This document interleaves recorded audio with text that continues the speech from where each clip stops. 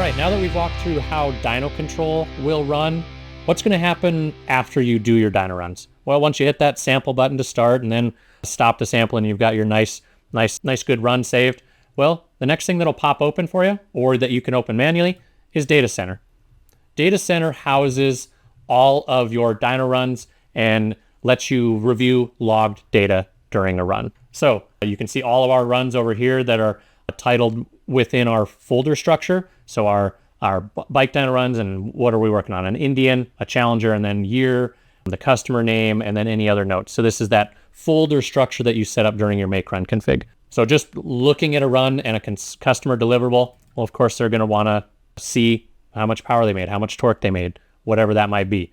So in this case, I double clicked on this run and well, nothing came up. Each of these sides here is a channel that we can click. So right now they're selected as none, but we want to take a look at, let's take a look at power. Hey, look, we got a run up, and then likely torque. Power and torque are very important for customers.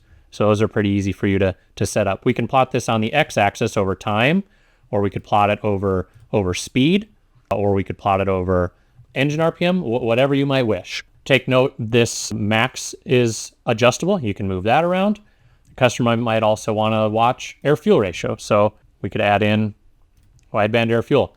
Well, there's the first channel that we had on this. This is a brand new bike that came unto us as a stock baseline before we started tuning with it.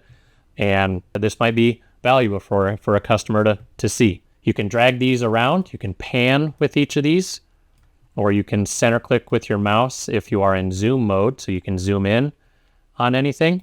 If you right click, you can auto scale this and get them set back to just kind of being within the bounds of the runs. But a classic, what's a customer going to want to see? Sure, this is his graph. So with this open, if you wanted to send this, save this, give them a printout to take with them.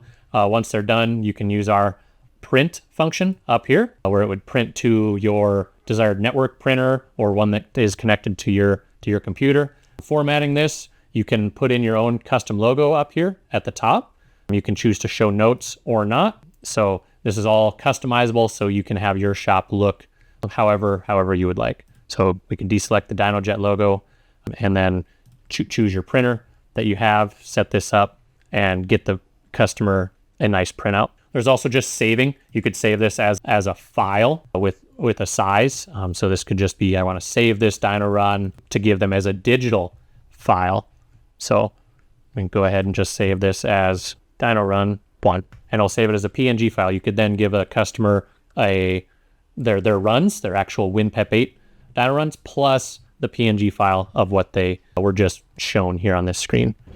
But again, you can customize this screen any way you might want with cursor, and have any caveats, any number of graphs, doubles, triples, and even since we had a PowerVision 3 plugged in here, we could see throttle position over engine RPM, or in this case, if we wanted to plot over speed to see when the blade started to close out here once we exceeded that speed limit. So you can set this up any way you might like, and Dynojet makes it easy to do so.